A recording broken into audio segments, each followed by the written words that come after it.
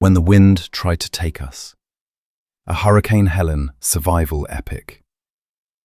I've lived in South Georgia my whole life. You grow up learning to read the sky the way some folks read people. Clouds here don't just appear, they speak.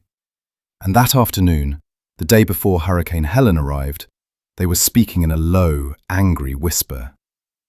I stood in the yard staring at the sky, hands on my hips. The cicadas were silent. Even the birds had gone somewhere underground, like they knew better. Erin stepped out onto the porch, wiping her hands on a dish towel. "You've been staring at that sky for 10 minutes, she said. "Feels wrong," I muttered. "Too still. Maybe it's finally cooling off." I shook my head. Nah, this is the kind of stillness that comes before something mean.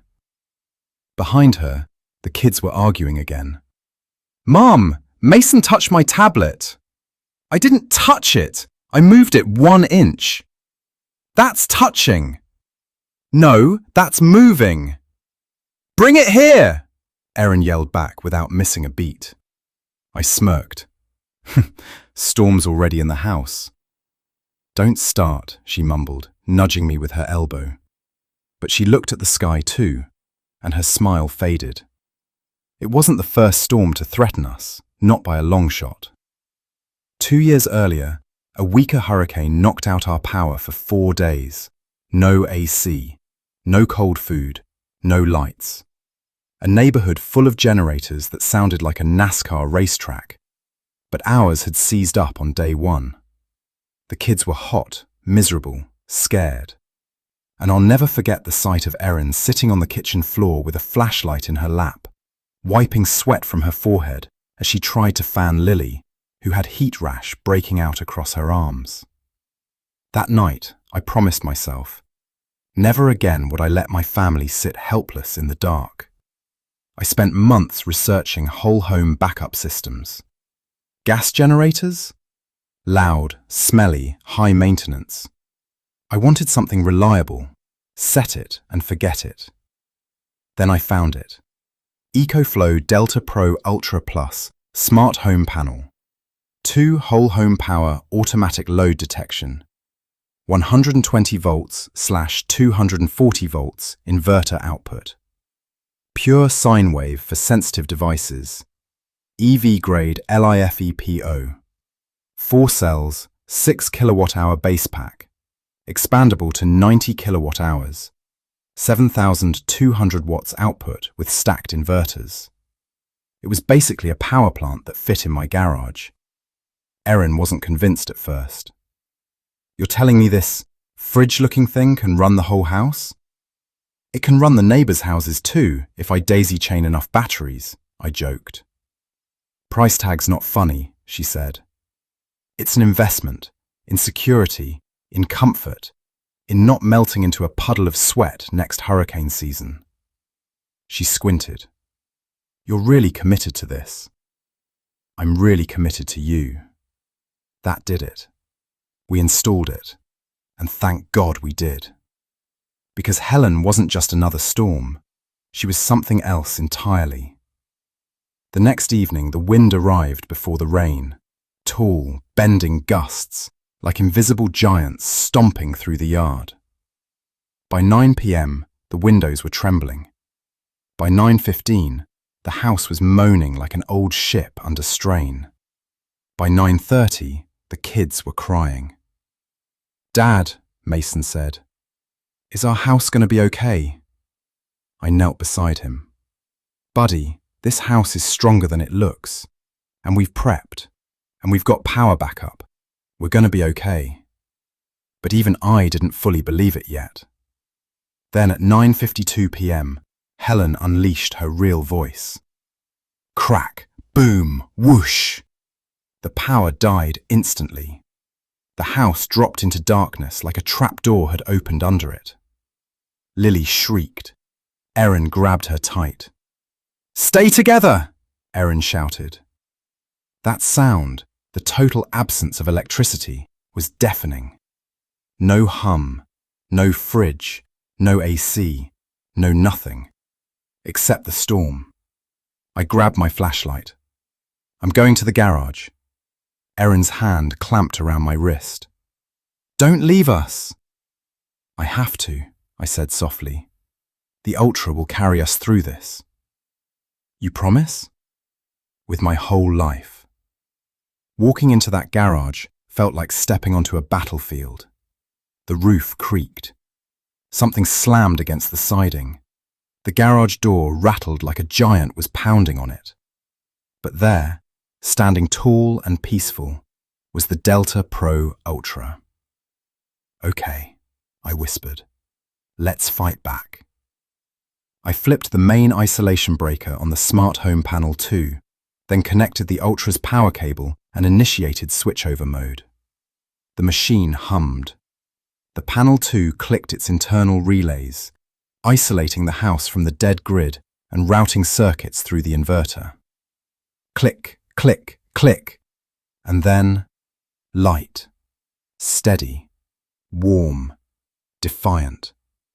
The garage lit up. The house lit up. The Ultra roared to life with a confident hum. I checked the stats. State of charge, 97%. Output, 5.2 kilowatts, climbing.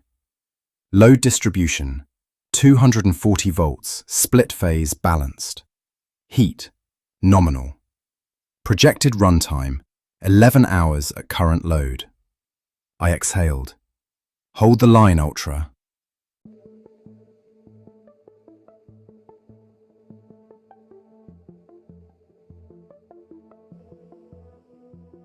Back in the house, the kids ran to me.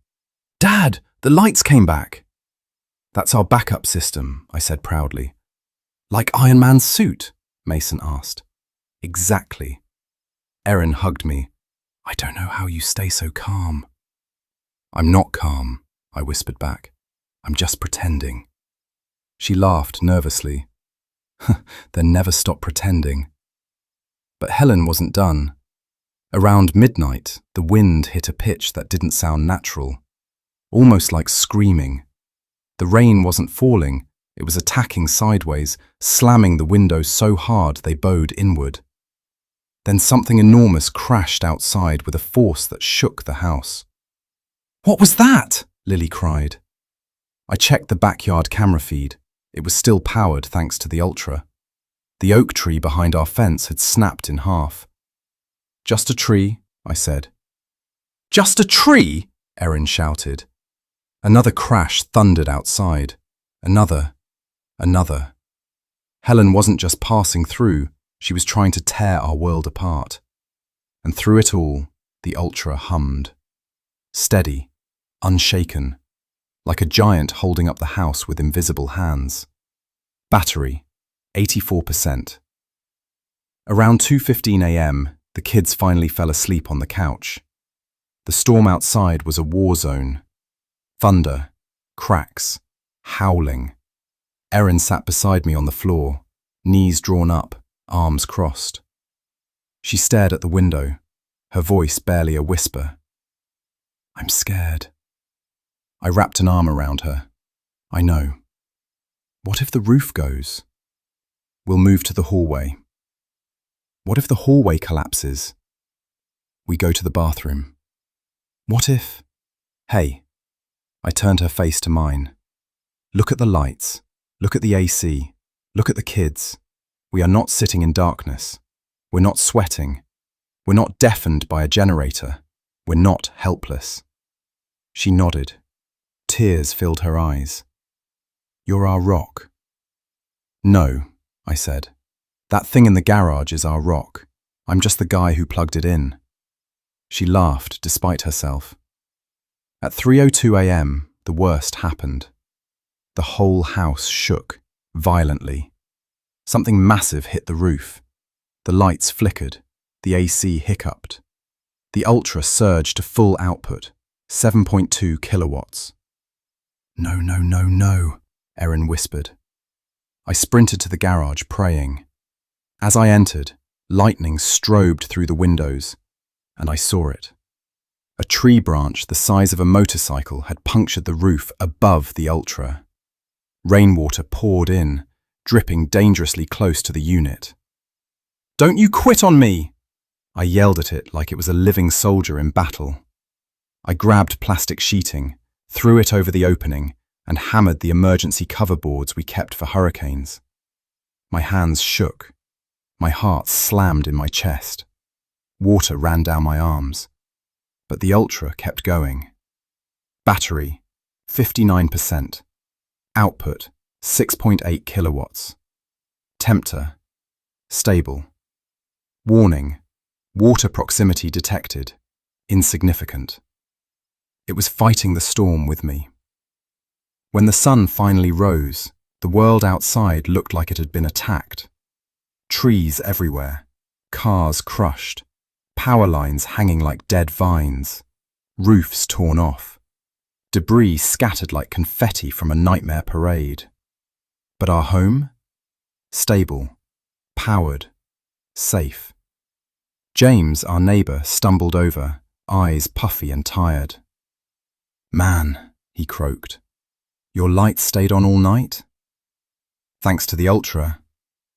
That thing's worth more than gold right now." I looked back at the garage. "He saved us," I said. Power didn't return for 5 days.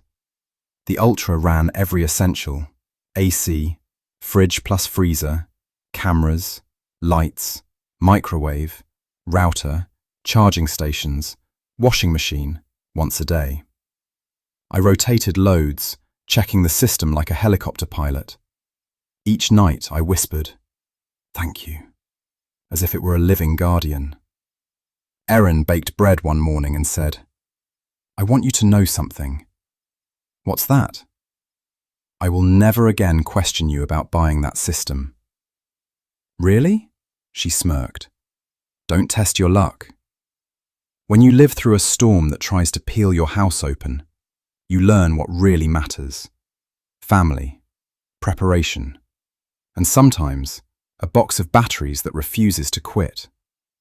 Helen came to break us, but she didn't understand. We weren't alone. We had power when the world fell dark. We stood our ground, and I will never forget the feeling of that steady hum in the garage, like a heartbeat keeping my family alive.